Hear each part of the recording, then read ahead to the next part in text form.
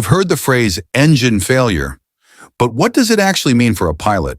Does the airplane just drop? Do alarms start screaming? Does the cockpit go dark?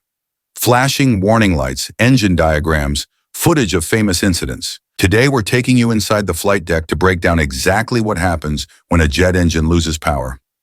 The procedures, the backup systems, the pilot training, and the real-life stories that prove just how safe modern aviation really is.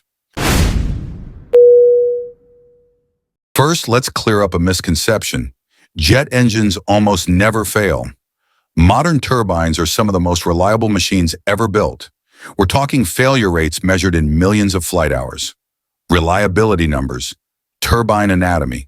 But occasionally, due to birds, fuel issues, mechanical problems, or even volcanic ash, an engine can lose thrust. The key word here is thrust, because most failures aren't engines exploding. They're engines no longer producing the power the pilots expect. So let's jump into the cockpit. Imagine you're cruising at 35,000 feet, everything smooth, when suddenly, low rumble, engine spooling down, a chime.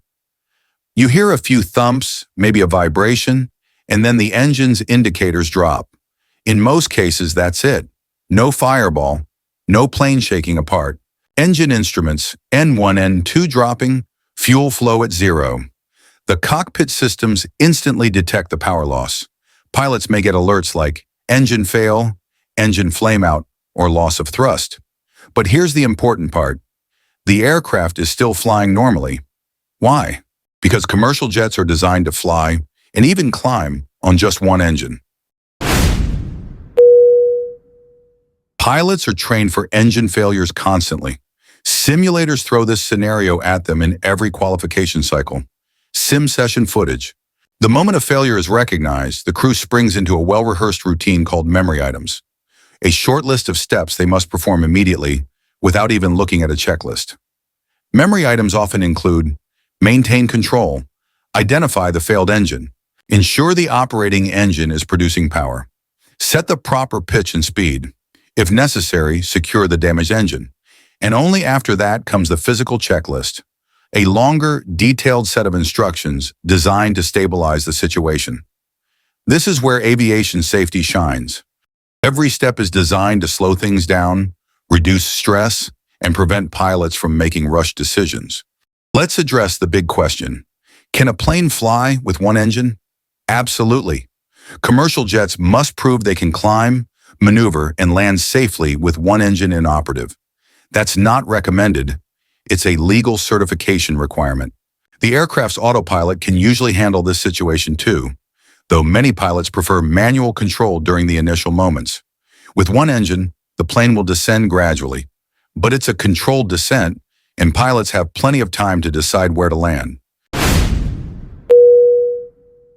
If an engine fails, crews don't immediately dive for the nearest airport.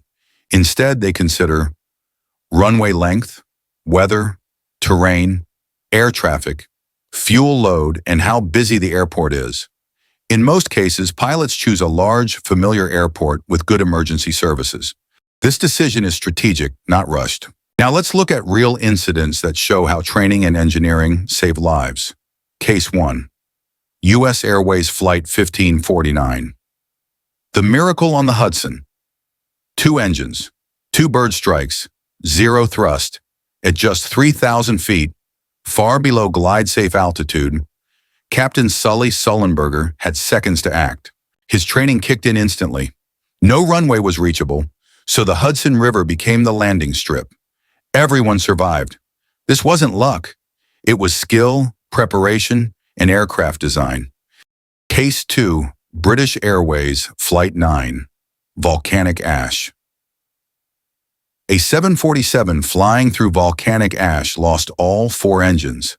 The pilots didn't panic. They followed their procedures, glided, and after descending tens of thousands of feet, eventually restarted all 4 engines. This incident permanently changed how the aviation world deals with ash. Case 3, Air Transat Flight 236, fuel leak over the Atlantic. Here's a terrifying scenario. Both engines lost. In the middle of the Atlantic. At night. Yet the pilots glided the plane for over 19 minutes, the longest commercial glide in history, and landed safely. Not without damage, but without loss of life. Case 4, Qantas Flight 32, engine explosion. A massive uncontained engine failure tore through systems on an Airbus A380. With alarms flooding the cockpit, the crew managed an incredibly skillful return to Singapore. It remains one of the best examples of cockpit resource management ever recorded. After looking at these incidents, a pattern emerges. The system works. Why aviation handles engine failures so well? Redundant systems, rigorous pilot training, highly reliable engines, and extensive checklists. Aircraft designed to fly with one engine and simulator sessions that recreate worst-case scenarios. So when you hear engine failure in the news, remember, it's not the end of the world. It's a situation pilots are prepared for. If you learned something new today, give this video a like and subscribe for more deep dives into the world of aviation. Thanks for watching and safe travels.